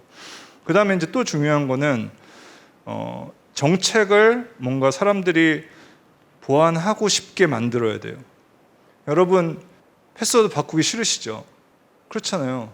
근데 요즘에 뭐 휴대폰 쓰면서 지문 보안, 뭐 얼굴 보안 이런 거 하면서 갑자기 패스워드 좀 덜 쓰지 않게 됐어요? 결국은 사람들로 하여금 쓰고 싶은 보안 기술들을 많이 만들고 그 기술들이 사람들로 하여금 불편하지 않게, 그리고 보안 정책도 어쨌든 사람들이 정말 오늘은 보안하고 싶은 날, 오늘은 열심히 개발하고 싶은 날, 우리가 취약점 없도록 개발해야지 라고 대기업들이고 많은 사람들이 어쨌든 그런 인센티브가 생기는 그런 정책들을 만들어 나가서 뭔가 시장 경제가 보안에서는 굉장히 중요하다라고 생각을 해요. 특히 이제 제가 외부 강의할 때 많이 얘기하는 것 중에 하나가 우리나라는 이제 포지티브 규제를 하잖아요. 그래서 포지티브 규제를 하면, 그러니까 예를 들어서 안티바이러스를 쓰세요 이렇게 얘기를 해요. 혹은 뭐 침입 탐지 시스템을 쓰세요. 그게 이제 법에 써 있어요. 그러면은 쓰세요 그러면은 사람들은 저가 입찰을 해요. 왜냐하면 쓰기만 하면 면피를 할 수 있잖아요. 근데 우리가 어떻게 법을 만들면 조금 더 좋아서 우리를 안전하게 지킬 수 있는 퀄리티 좋은 보안 기술을 쓸 것이냐, 이런 정책의 변화가 진짜로 필요하다라고 생각을 합니다. 몇 가지 간단하게. 네. 네, 감사합니다. 인재 양성의 철학과 함께, 그리고 이제 보안이 발전하기 위해서 어떤 정책적인 환경이 조성되어야 하는지까지 굉장히 또 거시적인 관점에서, 그리고 굉장히 또 본론적인 그리고 원론적인 그런 관점에서 말씀을 해주셨던 것으로 들립니다. 정말 감사드리고 두 번째 토론 주제로 넘어가겠습니다. 오늘 그 토론자분들께서도 굉장히 적극적으로, 그리고 이제 보안에 대해서 생각을 많이 해주시는 것 같은데요. 앞서 교수님 발표에서도 언급이 되었지만 전 세계 수많은 기업이 완벽한 자율주행에 성공하기 위해서 많은 노력을 기울이고 있는 것으로 알고 있습니다. 그런데 이 자율주행은 자동차뿐만 아니라 드론이라든지 선박이라든지 다른 운송수단에도 같이 적용될 것으로 보이는데요. 그렇다면 이런 자율주행이 보안의 위험 없이 안전하고 완벽하게 좀 될 수 있는 그런 미래가 올 것이라고 보시는지, 그리고 이것을 위해서는 어떤 기술들이 개발되어야 한다고 생각하시는지, 이 부분에 대해서도 여러분들의 생각이 궁금합니다. 먼저 그 밖에서 앉아 계신 순서대로 저희들이 마이크를 넘겨드리겠습니다. 손준영 실장님부터. 네. 네, 저는 이 질문에 대해서는 좀 정도의 차이가 점점 있다고 생각을 합니다. 예를 들자면은 저희가 지금 예전에 자동차를 운전했던 상황과 지금 현재 다기능을 적용한 자동차를 운전할 때 조금 더 안전성이 높은 환경에서 지금 운전하는 여러 가지 기능들이 개발돼서 하고 있는 상황인 건데, 보안에 대한 부분도 이런 부분인 것 같습니다. 보안의 위험이 없는 0%라고 할 수 있는 상황은 일어날 수 없겠으나, 우리가 생각하는 실제로 보안의 위험이 일어나더라도 실제 저희들한테 우리들에게 느끼는 크리티컬한 그런 관점의 위협은 없도록 하는 방향성에 맞도록 계속적으로 발전해 가서 자율주행을 하더라도 우리가 생각하는 안전성을 확보할 수 있는 그런 관점에서 보안의 위험이 없는 게 점점점 발전하지 않을까, 그런 관점으로 생각을 하고 있습니다. 네, 보안의 위험이 없을 수는 없다. 0%가 될 수는 없지만 그래도 우리가 안전하게 이 자율주행 수송 수단들을 믿고 탈 수 있는 그런 정도의 기술은 발전해 갈 것이다라는 그런 전망이셨던 것 같습니다. 네, 배성윤 박사과정생은 어떻게 생각하시나요? 필요한 뭐 기술들이라든지 그리고 전망은 어떻게 보시는지 궁금합니다. 저는 그 김용대 교수님께서 말씀해 주신 것처럼 보안 기술과 보안은 항상 공진화를 하는데요. 기술이 발전하면서 계속 저희가 예측하지 못하는 새로운 위험이, 다양한 위험이 나타날 것이기 때문에 안전한 자율주행, 완전히 보안 걱정이 없는 자율주행은 어렵지 않을까라고 판단을 하고요. 추가적으로 보안 대상이 상이하면 동일한 사이버 공격이더라도 적용되는 것이 다를 수 있기 때문에 이와 관련된 많은 연구가 필요할 것이라고 생각합니다. 네, 다양한 운송 수단별로 각자 맞는 보안 연구가 필요하다는 의견이신 것 같았습니다. 네, 우리나라 보안의 미래가 밝은 것 같습니다. 네, 김익균 본부장님께서는 어떻게 생각하시는지 궁금합니다. 그 질문이 일상에서 보안의 위험이 없는 안전한 자율주행 가능할까요? 답을 알고 질문하신 것 같아서 그 앞서 김용대 교수님께서 또 발표도 예, 그 연관된 발표를 해주셨기 때문에 뭐 답은 정해져 있는 것 같고요. 뭐 일단 그 좀 돌이켜 보면 저희가 좀 과거 얘기지만 좀 역사를 돌아보면 미래를 예측한다는 이런 얘기가 있듯이 뭐 다 아시지 않습니까? 90년대 말에 우리가 PC가 퍼스널 컴퓨터가 일반에 보급됐을 때 네트워크에 안 몰리는 시절에서도 바이러스, PC 바이러스가 있었고 그걸 해결하기 위해서 백신, 뭐 안철수, 안랩이 이제 이름은 안랩이지만 V3라는 백신을 만들어서 아직도 유효하지 않습니까? 벌써 25년 정도 된 시점에서도 유효하고 그 이후로 네트워크에 물리면서 웜이라는 게 나왔습니다. 웜 바이러스가 해서 그 2003년도에 보안을 관련된 사람들한테는 되게 유명한 사건이 2003년도 125 대란이라는 인터넷이 먹통이 되는 사태가 KT 이제 전화 인터넷망에서 이제 발생을 했죠. 그게 네트워크가 연결되면서 웜이라는 자동 전파 바이러스를 웜이라고 하잖아요. 그 다음에 나왔던 게 우리가 뭐 그 스마트폰이 나오기 전에 PDA라는 우리 그 이동형 개인 휴대폰 전 기기들을 가지고 다니다가 스마트폰이 완전히 또 그런데 스마트폰 이전에는 스마트폰 보안을 왜 해? 이런 얘기가 있었는데 스마트폰이라는 그 자체가 뭐 하나의 들고 다니는 컴퓨터, 모바일 컴퓨터이기 때문에 거기에 대한 보안 역시 아직도 이제 크게 이슈가 되고 있는 상황이고 실제로 드론을 어떻게 바라봐야 되느냐, 자동차를 어떻게 바라봐야 되냐는 문제는 되게 심플하게 바라보면 되는 포인트가 바퀴 달린 스마트폰이 자율자동차이고 날개 달린 스마트폰이 드론이라고 생각하시면 될 것 같습니다. 그래서 스마트폰의 아주 다양한 기능을 가질 때 취약점이 늘어나듯이 자율자동차나 드론이 다양한 기능을 갖출 때 당연히 취약점이 발생을 하고 거기에 대한 보안이 어떤 기술이 필요한지에 대해서는 아주 뭐 앞서 설명을 많이 하셨기 때문에 기존에 있던 모든 보안 솔루션이 스마트폰이 날아다닐 때 혹은 바퀴가 달렸을 때 어떻게 대응을 해야 되냐를 관점을 봐야 되고요. 단순히 스마트폰은 정보를 유출하거나 프라이버시를 해치는 수준이지만 나르는 거나 달리는 거는 생명하고 이제 직관되기 때문에 더 안정성 또 보안의 비도를 높여야 되는 상황으로 바라봐야 되지 않을까 생각하고 있습니다. 네, 저희 답이 정해져 있는 질문에 또 굉장히 또 현명한 답변을 또 해주셨습니다. 김익겸 본부장님 감사드립니다. 마지막으로 김용대 교수님께서는 이 자율주행 운송수단에 대해서 어떻게 바라보고 계시는지도 궁금합니다.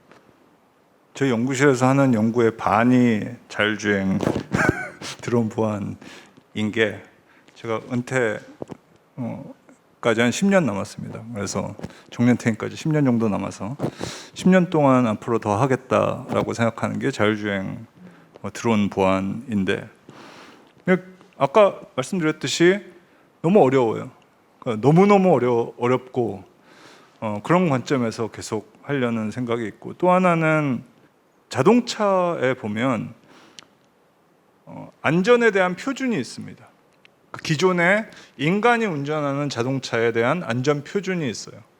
이거를 만족해야 된다라고 하고 안전 테스팅을 다 하게 돼 있어요. 근데 문제는 아직 자율주행차에 대해서는 어떤 테스팅을 통과를 해야지 안전하다라는 것도 제대로 잘 안 돼 있어요. 그러니까 지금 뭐 앨런 머스크는 5세대 자율주행차 우리 나올 거야. 그거 아시죠? 그 테슬라에 지금 자율주행 서비스 팩이 있는데 그 서비스 팩의 이름이 Full Self Driving이에요. 완전 자율주행 패키지를 다운로드를 받으면 여러분은 완전 자율주행이 아닌 거를 하시게 되는 거긴 한데 어쨌든 이제 결국은 지금 이제 날개 달린 휴대폰, 스마트폰이라고 얘기를 하셨지만 그리고 스마트폰이랑은 다르죠. 왜냐하면 자율주행차에 사고가 나면 우린 죽을 수 있을 거예요.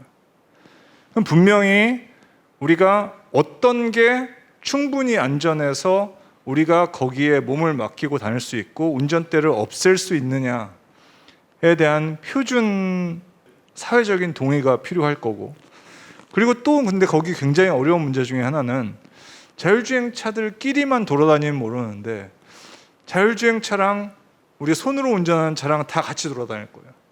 그랬을 때 자율주행차가 충분히 디펜시브 드라이빙까지 다 해야 되는 상황이고, 그래서 저는 뭐 센서 관점에서 봐도 충분히 안전한 센서들이 나오려면 최소한 10년 이상은 저는 걸린다라고 얘기를 하고, 그래서 아마 은퇴할 때까지, 제가 은퇴할 때까지 힘들지 않을까.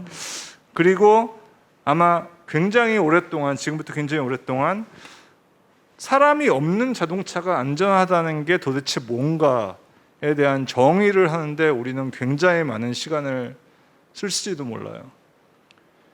예를 들어서 160km로 달리는 자율주행차가 갑자기 앞이 안 보여요. 그러면 이 자율주행차가 뭘 해야지 이거는 안전한 행동이다 라는 거를 우리는 어쩌면은 정의조차도 아직 못하고 있는 걸 수도 있어요. 그러니까 뭐가 안전한 거냐. 그리고 이제 또 하나 중요한 문제 중에 하나는 보험 문제가 있어요. 보험이 되게 중요하거든요.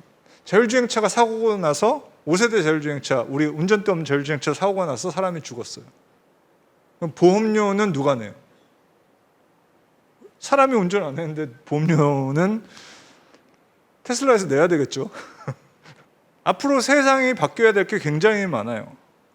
여기서 안전한 자율주행이라는 게 굉장히 간단한 용어인데 바뀌어야 할 건 굉장히 많고, 그것들을 위해서 준비를 해야 될 것도 굉장히 많고, 우리가 사회에서 안전하다는 거에 대한 정의조차도 어쩌면 굉장히 오랜 시간이 걸릴 수도 있다 말씀드리고 싶습니다. 네. 교수님 말씀 듣고 보니까 우리가 앞으로 사이버 보안과 그리고 안전에 대해서는 새로운 질문마저도 나올 수 있다. 우리는 그 질문에 답을 해야만 한다. 이런 좀 화두까지 던져주셨던 그런 시간이었던 것 같습니다. 정말 감사드리고, 이번에는 저희들이 좀 특별한 좀 질문을 하나 드리려고 하는데요. 오늘 교수님 강의 굉장히 인상적이었습니다. 그런데 이제 교수님 강의를 들으시면서 혹시 여기 나와 계신 패널 분들께서 좀 궁금하셨던 것들, 그리고 이제 주시고 싶으신 의견이라든지 이런 것들이 있으면 한 분씩 자유롭게 좀 그 화두를 던져주셨으면 좋겠습니다. 먼저 김익균 본부장님께부터 부탁드리겠습니다. 네. 김영래 교수님 발표 아주 재밌게 잘 들었습니다. 이게 요즘 뭐 CQ 코딩이라든지 이런 이제 팔로시 같은 것들이 되게 많기 때문에 이제 많이 따르고 있지만, 최근에는 그 하드웨어 시큐리티, 하드웨어 취약점 이런 부분들도 뭐 제가 최근에 들은 그 발표 중에 하나는 삼성에서 메모리를 만들 때 보호해야 되는 게 메모리를 한쪽 D램 같은 경우에는 한쪽 어드레스만 계속 두드리면 메모리가 페일러가 된대요. 그걸 막기 위한 기술들, 어떤 의도적으로 하드웨어를 고갈시키는 그런 공격을 했을 때도 보호가 되는 그런 기술들이 또 삼성에서도 준비를 하고 있더라고요. 그래서 그런 레벨까지는 아니지만 하드웨어 취약점에 대해서의 조금 최근에 동향 같은 것을 좀 알려주시면 도움이 될 것 같습니다. 하드웨어 취약점은 그러니까 사실 여러분이 아시는 굉장히 많은 IT 기기들, 전자 기기들 이런 애들도 다 취약점이 있어요. 다 다양한 취약점들이 있고, 이거를 악용할 수 있는 방법이 있느냐가 이제 결국은 중요한 이슈가 되는 거예요. 그러니까 예를 들어서 만약 아까 그 카메라 센서가 길 바닥만을 이제 바닥에 레인 디텍션용으로 카메라 센서를 쓴다라고 하면 사실 공격하기가 되게 힘들어요. 왜냐하면 바닥에다가 뭔가 뭐 레이저 포인터를 쏠 수는 없잖아요. 근데 카메라 센서가 앞을 보는 순간에 공격이 가능해지고, 그렇기 때문에 사실은 이제 어떤 상황이냐에 따라서 하드웨어 취약점이 굉장히 임팩트가 크고 어떤 경우에는 굉장히 이제 적은데, 하드웨어 사실 취약점보다도 더 중요한 거는 하드웨어 기반의 보안 솔루션들이 굉장히 많이 나오고 있어요. 그래서 요즘에 그러니까 요즘에 ARM 프로세서, 우리가 보통 뭐 컴퓨터 구현할 때 인베디드 기기들은 다 ARM이라는 프로세서를 쓰고, 혹은 뭐 인텔 프로세서도 있잖아요. 그래서 ARM이나 인텔에서 CPU를 만드는데 그런 하드웨어 기기들이 전부 다 보안 기능을 내재해서 나오고 있어요. 그리고 그런 보안 기능을 내재한 보안 솔루션들이 삼성에서도 만들고 뭐 많은 곳에서 만들고 있거든요. 그래서 이런 이제 하드웨어 보안 기능들을 이용한 보안 솔루션들이 굉장히 중요하게 생각이 될 거고, 하드웨어 취약점은 뭐 메모리에도 취약점이 있고 뭐 CPU에도 취약점이 있고, 아까 뭐 그 AI 칩도 있어요. AI 칩이라고 NPU라고 뭐 뉴럴 NPU에도 취약점이 있고, 하드웨어라고 해서 특별히 취약점이 없다라고는 생각이 안 되고, 그냥 뭐 논리적인 일을 하다 보니까 예를 들어서 GPS 수신기에도 취약점이 있고, 굉장히 많은 취약점들이 실제로 있고, 왜냐하면 그리고 이제 또 중요한 문제 중에 하나는 하드웨어 취약점은 찾기가 힘들거든요. 그래서 하드웨어 취약점, 아까 그 메모리를 막 열심히 읽는 걸 로우 해머 어택이라고 얘기를 하는데, 로우 해머 어택 같은 경우도 실제로 발견된 지 굉장히 오래된 문제고, 그거를 여러 번 패치하고 있는데도 안 고쳐지고 있고, 또 하나 이제 얼마 전에 인텔 칩, 인텔 프로세서에도 나왔던 게 뭔가 굉장히 완전히 바보 같은 프로그램들이 이제 취약점이 나왔는데, 그게 뭐 30년 된 취약점 이런 것들이 찾아지고 그러긴 해요. 그래서 이제 하드웨어는 취약점, 그러니까 소프트웨어와 달리 취약점 분석하는 게 훨씬 어려워요. 왜냐하면 우리가 안에 내부를 뜯어보기 힘들어서. 그 대신에 하드웨어 취약점을 열심히 하면 이제 정말 중요한 취약점들이 많이 발견되곤 해요. 배성윤 박사과정생은 혹시 교수님 강의 들으시면서 궁금하거나 그리고 좀 의견이나 아이디어 같은 것들이 있었나요? 그 최근에 AI 기술이 주목받으면서 그 AI를 보안에 적용하려는 시도랑 관련 연구가 많이 있는 것 같은데요. 일반적으로 AI가 제대로 기능을 하려면 많고 다양한 데이터가 필요한 걸로 알고 있습니다.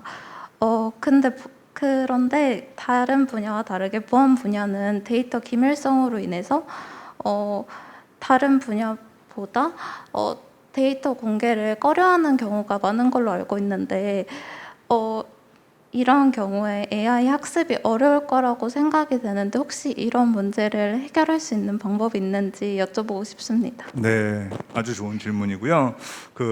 저는 AI 전문가는 아니지만 AI 트레이닝 방법 중에 퓨샷 러닝이라고, 사실 그러니까 트레이닝 데이터가 작은 경우에도 잘 배울 수 있는 연구들을 하고는 있습니다. 근데 그게 이제 교과서적으로, 그러니까 열심히 논문 쓰고 있는 거지 실제로 상용화가 잘 되지는 않고요. 당연히 AI를 하는데 데이터가 없고 트레이닝 데이터 같은 게 없으면 그냥 AI 솔루션 안 쓰지 마세요, 이렇게 얘기하는 거랑 똑같다고 생각하시면 되고, 물론 그러려는 노력들을 많이 하고 있지만 실제로 이제 데이터가 없어서 못하는 경우도 되게 많고요. 또 중요한 것 중에 하나는, AI 보안하면 사람들이 AI 어쩌고 저쩌고 하면 다 좋은 거라고 무조건 생각을 하는데, 사실 AI가 필요 없는데도 AI 보안한다고 이렇게 약 파시는 분들 가끔 계시거든요. 그래서 그런 거는 이제 조심을 해야 돼요. 그러니까 원래는 꼭 AI를 써야지만 하는 게 아닌데도 AI를 써야 한다, 뭐 이런 식으로 자꾸 거짓말 하시거나 이런 분들은 피하시는 게 좋다. 네, 그렇습니다. 네, 답변 감사드리고, 여러분 저희들도 AI 보안 정말 필요한가 아닌가에 대한 어떤 판단력을 기르기 위해서 저희들이 앞으로 더욱더 많은 공부가 필요할 것 같습니다. 결국 공부로 기결되는 그런 질문이었던 것 같고요. 마지막으로 손준영 박사님 질문 부탁드립니다. 네, 저도 두 가지 질문이 있는데요.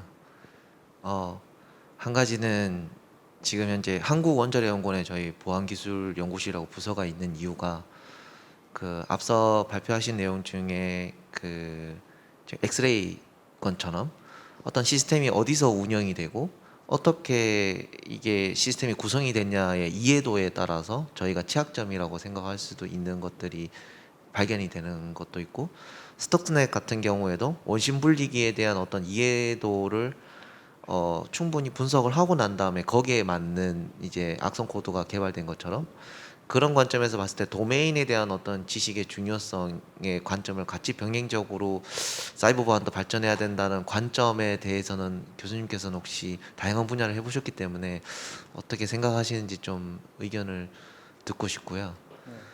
그 도메인 지식은 진짜 좋은 질문인데요. 결국은 이제 새로운 에리어가 계속 나오는데 그럼 새로운 에리어에 대해서 알아야지. 그럼 제가 예를 들어서 원자력 연구소 보안을 하고 싶으면 원자력 연구소 이해를 해야 되거든요. 근데 이제 그러면은 아까도 말씀드렸듯이 이제 기본기가 아주 뛰어난 사람들은 시스템 구성도를 보면은 그때부터 빨리 이해를 하고 아 이거는 어떻게 되고 이건 어떻게 되고 이제 그러니까 거꾸로 뭔가 새로운 도메인이 주어졌을 때 그 도메인에 대한 이해를 빨리 할 수 있는 사람이 결국은 앞으로 이렇게 빨리 변화하는 시대에 제일 중요한 인력이 될 거예요.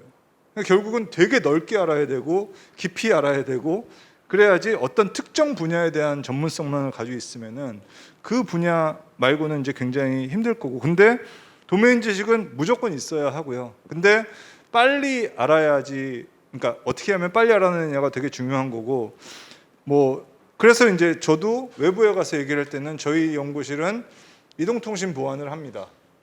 그리고 자율주행과 드론 보안을 합니다. 이렇게 얘기를 해요. 근데 실제로 그러면은 예를 들어서 테슬라 취약점을 찾고 싶으면은 테슬라보다 어떻게 보면 테슬라 사람들보다 테슬라에 대해서 조금 더 잘 이해를 더 해야 돼요.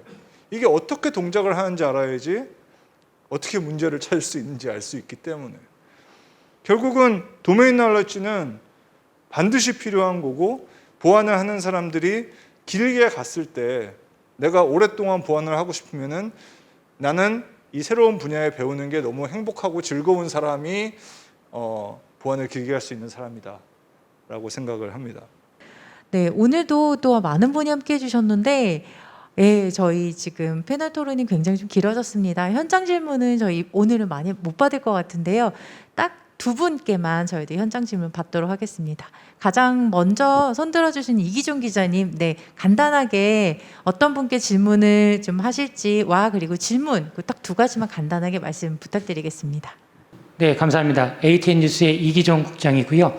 오늘은 플로우 시간이 짧기 때문에 질문을 짧게 드려서 우문현답이 될 것 같습니다. 배성윤 박사과정 연구생께 질의를 하려고 합니다. 제 질의는 국내 현실 측면에서 정보보호의 양면성 중에 하나입니다. 정보보호 관련해서 좋은 점도 있지만 그다지 안 좋은 면도 있습니다. 그 한 예 중에 해킹이거든요. 해킹이 발생했을 때 해당 기관, 해당 업체가 끝까지 숨깁니다. 국회의원이 팔 때까지 끝까지 숨기고요. 국회 정보위원회에서 약간의 기사를 쓸 수 있을 정도로 좁은 내용을 발표합니다. 그게 아까 김용대 교수님께서 말씀해 주셨던 내용이고요. 그럼에 따라서 국내 현실에서 이렇게 정보보호의 해킹에 대해서 끝까지 숨기는 게 그 해당 기업 또는 해당 기술에 대해서 신뢰도를 높이는 것이라고 생각하시는지 궁금합니다. 끝으로 이제 김용대 교수님은 코로나 이후에 현장에서 뵙게 돼서 반갑다는 말씀을 간단하게 덧붙이겠습니다. 이상입니다. 국내 기업에서 정보보호 사고가 일어날 경우 그것을 숨기는 이유는 그 사건이 발생한 것이 언론에 알려지거나 해서 사람들한테 알려졌을 때 기업 이미지나 이런 걸로 인해서 나중에 경제적인 손실로 기업의 경제적 손실로 이어질 수 있기 때문에 많이 사고가 난 것을 알리지 않으려고 하는 것 같은데요. 알리지 않을 경우 신뢰도 그 기업에 대한 고객의 신뢰도는 많이 떨어지지 않겠지만 사후에 나중에 그것이 알려졌을 경우나 아니면 그 기업에 있는 직원들은 그 사고에 대해 알고 있기 때문에 그 신뢰도가 오래 가지는 못할 것 같습니다. 간단하게 미국의 예를 들면 만약 숨겼다가 걸리면은 엄청나게 큰 벌금을 냅니다. 그러니까 결국은 아까 인센티바이즈를 한다고 했는데 결국은 숨기는 게 회사한테 이득이 되기 때문에 회사는 숨기는 거고요. 결국은 밝히는 게 회사한테 이득이 되는 정책을 만들면 회사는 밝힐 수밖에 없습니다. 미국은 그렇게 하고 있고요. 네, 앞으로 저희 정책이 정말 발전해야 할 길도 굉장히 먼 것 같습니다. 네. 우리 모두 다 함께 그런 사회적인 함의를 이끌어갔으면 좋겠습니다. 네, 단 하나의 질문 더 받겠습니다. 네, 저기 손 들어주신 중앙에 계신 분. 간단한 자기소개와 함께 질문을 1분 이내로 부탁을 드리겠습니다. 예, 선박해양플랜트 연구소에 근무하는 박진형이라고 합니다. 김용대 교수님한테 질문인데요.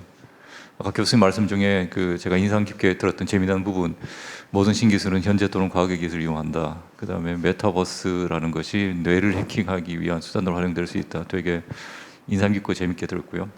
근데 하나 좀 이렇게 약간 마음이 아팠던 부분이, 보안을 하면은 유니콘은 못 돼도 바퀴벌레는 될 수 있다. 그 부분이 사실 좀 마음이 많이 걸렸습니다.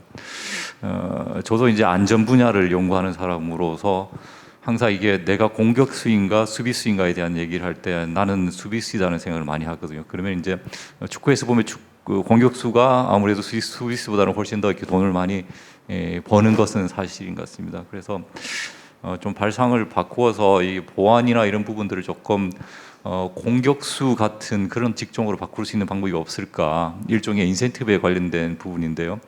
10만 인재를 양성한다 그래도 10만 바퀴벌레가 되고 싶은 사람들은 없을 것 같습니다. 그래서 그런 관점에서 가령 이제 뭐 보안 파파라치가 어떤 상업적인 시작이 된다라든가, 뭐 이스라엘 같은 경우에는 이제 이렇게 암호된 걸 푸는 걸 가지고 기업들이 많이 이렇게 비즈니스를 하지 않습니까? 그래서 조금 더 수세적인 것보다는 공격적인 부분의 어떤 보안 비즈니스를 좀 활성화시킬 수 있는 방안이 없을지 의견 여쭙고 싶습니다. 저도 뭐 주식을 잘 모르지만 주식에 가치주가 있고 성장주가 있잖아요. 제가 얘기하는 바퀴벌레는 약간 가치주 같은 얘기고요. 그러니까 무슨 뜻이냐면 영원히 죽지 않는 7%가 저는 훨씬 좋다라고 생각을 하거든요. 그러니까 어떤 분야든지 사실 죽을 수 있어요. 근데 아마 보안은 항상 IT 예산의 7%가 보장이 돼 있을 거예요. 앞으로 영원히. 그렇다고 보면은 내가 어떤 에리어에 가서 막 들어갔는데 곧 그 에리어가 죽으면은 직업이 없어지는 거랑 영원히 새로운 핫한 에리어에 보안을 하면서 영원히 사는 거랑 저는 그게 훨씬 더 각광을 받을 수 있다고 생각하고, 그 다음에 사실 보안을 하는 사람들은 유니콘이 될 수 없다는 거는 이제 그거 있잖아요. 뭐 1조 회사, 매출 1조인 회사를 찾기는 되게 힘들어요, 보안에서. 그렇지만 개인으로 보면 굉장히 많은 월급을 받고 있는 사람들이 굉장히 많습니다. 보안의 에이스들은 뭐 구글, 뭐 애플 이런 데서 계속해서 스카웃 해가고요. 뭐 제 학생도 뭐 이제 미국에 이제 스카웃 당해서 가는데 뭐 2억 얼마의 주식 뭐 이렇게 받고, 그러니까 이제 굉장히 빈익분 비익부가 심한 쪽이 보안 인력 시장이고, 그러니까 개인으로 봐서는 굉장히 얻을 수 있는데 회사로서 회사가 큰 돈을 벌 수는 없다. 왜냐하면 시장 자체가 7% 정도이기 때문에 라는 게 개인적인 의견인데 그게 그렇게 나쁘다고 저는 생각하지 않는다. 네. 네, 답변이 되셨는지 모르겠습니다. 네, 굉장히 좋은 답변 감사드립니다, 김용대 교수님. 오늘 굉장히 좀 뜨거운 토론, 그리고 정말 생각을 많이 하게 하는 토론, 그리고 많은 깨달음이 있었던 토론이었던 것 같습니다. 의미 있는 내용으로 발제해 주신 김용대 교수님 비롯해서 바쁜 시간 내주셔서 자리해 주신 패널분들, 그리고 적극적으로 참여해 주신 현장의 모든 분들께 감사드립니다. 다음 프로그램은 8월 10일입니다. 2주 이후 수요일 이 같은 시간 같은 장소에서 한국과학기술연구원 융합연구정책센터 김현우 소장님을 모시고 지식 성장점으로서 융합연구 활성화 방안이라는 주제로 찾아뵙겠습니다. 네, 오랜 시간 정말 고생하셨고, 오늘의 영상은 굉장히 잘 편집해서 저희 국가과학기술인력개발원 공식 유튜브 채널인 연구자 TV에 게시를 하겠습니다. 다시 만나볼 수 있으실 것 같고요. 이것으로 저희 과학자 소통 포럼 이번 회차를 마무리 짓겠습니다. 네, 포럼 공간이 좀 협소하고 자리가 불편하셨을 텐데 이해해 주시고 몰입해 주셔서 진심으로 감사드리고 나가실 때 도시락 받아가시고 그리고 오늘 자리에 놓아드린 만족도 조사지는 꼭 반드시 해서 자리에 놓아주시면 저희들이 포럼 개선하는데 저희들이 반영할 수 있도록 하겠습니다. 오랜 시간 감사드리고 안전히 돌아가십시오. 고맙습니다. 고맙습니다.